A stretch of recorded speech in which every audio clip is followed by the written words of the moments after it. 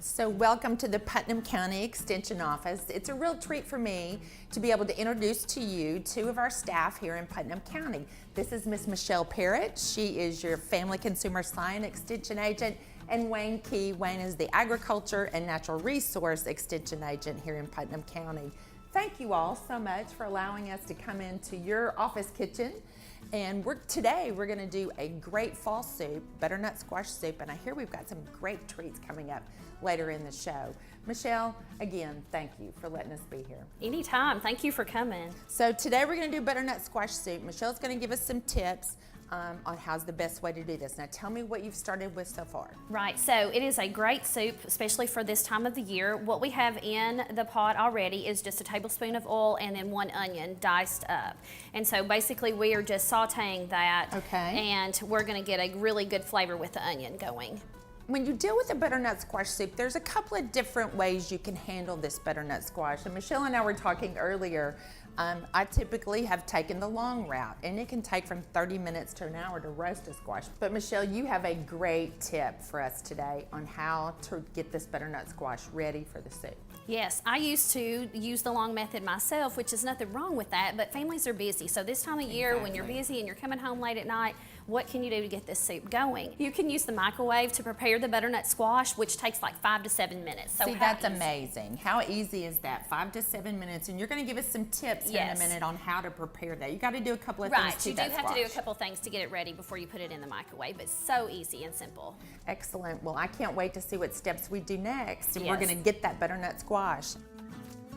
Michelle, you've got those onions cooking. They smell marvelous. And so we're going to talk about this butternut squash in the microwave. So tell me how you prepared it for the microwave. So one really simple step at first is just washing and getting that clean, because you don't want any dirt or anything from the garden and that onto the butternut squash. And then you're going to take a fork and you're going to prick the skin in several areas around the squash. That way that when it cooks in the microwave, it has air to vent. Absolutely. Simple. Great. Now you can see here that we have one of the squash already out of the microwave. Michelle's going to go ahead, she's going to cut that and get it ready and take the seeds out. And taking the seeds out is really important. You can scoop those out with a spoon or with a fork. And so Wayne, let's talk a little bit about the butternut squash. Okay. Because I would say it looks like a gourd. Not a gourd. Same family, cucurbit, your pumpkins, jack-o'-lantern pumpkins, for example, these butternut squash, the kusa squash that we like to decorate with are all the same family. Cucumbers, yellow crookneck squash, all the same family.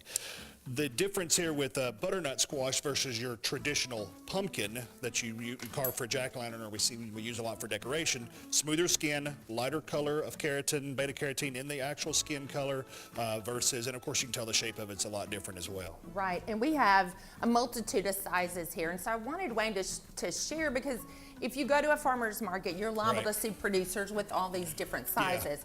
So let's talk about for a soup. Obviously. For a soup, we typically like the small to medium range size of something a butternut more squash. This size. That size or even a little bit larger is okay. When we get to a butternut this big, we start to lose some of the sugars that are produced from the plant. The smaller that butternut squash is, the more sugar is produced. So here we have more carbohydrates. So we got larger seeds, more pith, a little bit harder to work with as well. And it's going to take a big microwave. Well, and it would take a big microwave. And as a home gardener, squash, pumpkins are so easy to grow. Very easy to grow. In the home garden, of course, there's several varieties of pumpkins that you may want to grow for decoration for jack-o'-lanterns. If you're wanting to grow butternut squash for a soup or a recipe at home, or there's many recipes, and we're showing one today here with our soup. Super easy to grow. There's about 85 different species of actual jack-o'-lanterns. Oh my goodness. From the large, huge ones all the way down to the little baby boos, the little small white pumpkins that we can use for decorating. So pretty easy for a homeowner. We typically, these are a 90 to 110 day growing season that we need for butternut squash. These particular plants have vines like a regular pumpkin does, so they grow in large spacing, about 3 foot apart in the row, and rows about 6 foot apart for the seeding. So you're going to have some room for these, but they certainly grow, and they're easy to grow well here in Putnam County. So we encourage all of you to, when you get ready for your spring planting, throw butternut squash seeds into your mix, and you'll see why. We typically plant on squash and pumpkins the month of July. Okay, so So they're a that later way- plant. You that don't way have to we do get it in the spring. Yeah, that way we're harvesting close to Halloween, close to early November this time of year. And again, if you don't want to grow them, they can also be purchased canned. You can buy canned pumpkin or canned squash to use in a recipe like this. Excellent. Well, Live Green Tennessee is all about connecting our Yeah, producers with our consumers, and what better way to do this? I want all of our viewers to know too that across the state of Tennessee there's a county extension agent in your county as well. There are a wealth of resources, everything from turf and lawn management to large scale livestock production, as well as large scale produce that you might do commercially.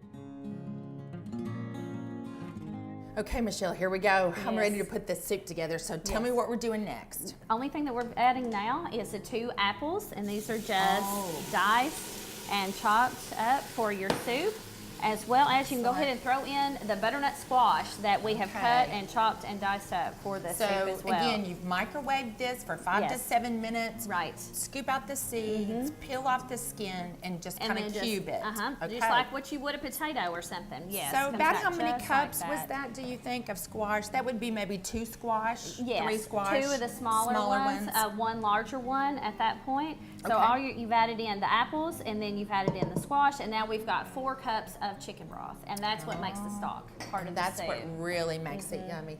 I will tell you, I have to make my own stock anymore. I love doing chicken and boiling it at home, and then putting in those aromatics just to do a little chicken broth, put it in my freezer. You can add a lot of different flavors that way, yes. Well, this is really coming to where it's looking absolutely gorgeous. So the only thing we're going to do after that is let that simmer for 25 minutes. We're going to put the lid on and let that go on the stove. We're close. Getting close. All right, Closer, great, yes. great. Michelle, this smells amazing. Thank you. I think so too. I'm It's excited amazing. to try it. So we have onions, a little bit of oil to saute those in. We've put in apples, some beautiful chicken broth, and we've put in our butternut squash, and it's cooked down to where it's good and tender. So now comes another quick trick to make it just so soupy and beautiful. Right, so now it's still a little chunky, so don't be surprised when you see some little chunks still in that. So we have to emulsify is what it's called. And if you don't have a handheld mixer, such as what I've got right here, you can simply pour this into your blender at home, which most people probably have a blender. You're gonna blend it for a couple minutes and put that back into your pot. I love it. So this is lovingly called a boat motor in my house, because that's what it feels like. And you actually just put it down in the pot. You can move it around and get that emulsified. Also with that blender, quick tip, be careful when you put hot liquids in that blender. Do it in small batches so you don't burn yourself. All right, now comes so the best part, best of the right? best. The best. This is 4 ounces reach in front of of Neufchâtel cheese, which is just like cream cheese, but it's got a little less fat, so it's a little healthier for you to eat than the full fat cream cheese. And you are just going to stir that in, and it's going to melt. And once just that, put the whole creamy level in there. yes, it makes it so good and creamy, and it just adds that extra flavor at the end. Oh gosh, and I can smell that already. That is amazing. So this will melt in 2 or 3 minutes, and you'll be set and ready to go. Right. So nice little crusty bread, a fall green salad. Exactly. You've got a great healthy meal for your family on a weeknight. Quick recipe, so good for you. Right. So go see your farmer's market and buy some butternut squash. All right, Michelle, I have to tell you, from start to finish, from the time we started cooking, we're looking at what, 25 minutes? Yeah, 25 minutes tops, and you've got a great dish for your family that is actually tasty plus healthy. Very cool. On those cool nights. So let's ladle some up. Okay. I can't wait to give it a try. The color of this butternut squash is absolutely gorgeous. And it's something different for your family if you haven't tried it before. Michelle put apples in hers, but I encourage you, after you try the recipe once, make it your own. You could do a butternut squash and carrot soup and use all those vegetables. Also add dollop of sour cream on the top, a little fresh nutmeg, scallions, chives. Yes, to go with really it. good. Maybe even a little crispy bacon. So we hope you enjoyed this recipe. Take a look on our WCTE website. If you missed any of the steps, we'll have the recipe there for you. With me now is Miss Halie Beason. Halie, thank you for taking time. We're going to do something fun here, a breakfast cookie. So tell me what you do at the County Extension Agency. I am the TNCEP program assistant. That's Tennessee Nutrition Consumer Education Program. And what I do is I go into the lower income parts of the county and I teach nutrition. I go into the schools and do nutrition education programs with them. And so that's kind of my main focus, is just the nutrition side of things. Excellent. Well, we're glad you've joined us. We're going to do a great little quick recipe, and Haley's going to put me to work. So let's talk about what we got in here. Okay, so this is just self-rising flour mixed with some cinnamon. And so we're going to stir in some oil. All right. We just have canola oil, yes, vegetable just oil. regular oil. All right. What's next? Brown sugar. Of course, that's going to give it that lovely flavor that we all love. Yes. Haley's got all of our ingredients out here. It looks yummy already. Okay. And then next is our egg.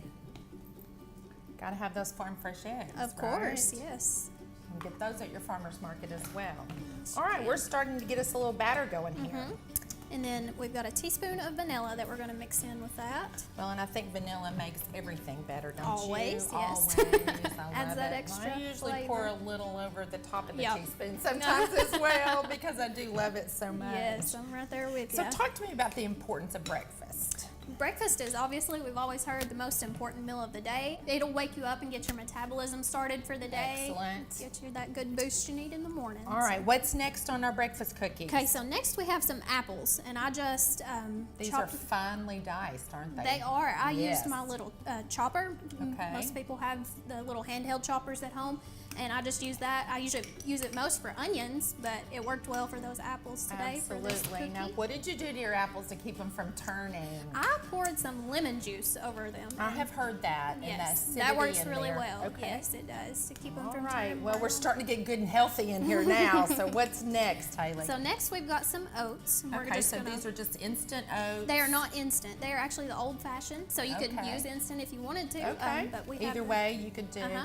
Oats are really good for you. Yes, they are. A great source of whole grain. Yes, especially for Heart breakfast. healthy, especially for breakfast. So you're Right. really starting to get some substance to this dough as we Yes, go forward, aren't we? Okay, well, I see a couple of interesting ingredients over here Yes. next, so let's do it. We actually have some cheese. This is just regular cheddar cheese. You could use low fat if you wanted to save on those Okay. calories. I love that. Cheese for breakfast, which would be my breakfast of choice, something Yes. savory for sure. Right, All right, yes. and now we're gonna go for a little fruit I see over Yes, we've got some dried cranberries. You could use raisins if you wanted to, just your Okay. own personal preference, whatever you wanted to use in that. But there. that's Halie, gonna- this looks delicious. We're gonna stir this up. We're gonna get these cookies ready to go in the oven. All right, Halie, these look delicious and they're so easy. No Yes. rolling out dough or anything like that. So we're gonna put these in a preheated oven. You preheat your oven on 350. Okay. And they will bake about 12 to 14 minutes. Just you want to make sure they're brown around the edges before you take them out. Okay. That doesn't take very long at all. So Cannot wait. Breakfast cookies coming. So Halie, these look absolutely delicious. That is great. And so I love a savory thing for breakfast. It's not so sweet sometimes. And obviously this has some great nutritional value. I really appreciate everyone here at the County Extension Office here in Putnam County giving us an opportunity to come in and do two great recipes for you. This breakfast cookie is simple and easy and good for you. So thank you, Halie. thank you all for coming. We appreciate it. And thank you for joining us for another episode of Live Green Tennessee, where we take you all across the state into the farms and businesses of those who are making the move to eating fresh, living sustainably, and helping us all be more organic in our thinking and the way we live our lives as Tennesseans. Thank you for watching. We'll see you next time on Live Green Tennessee. So good.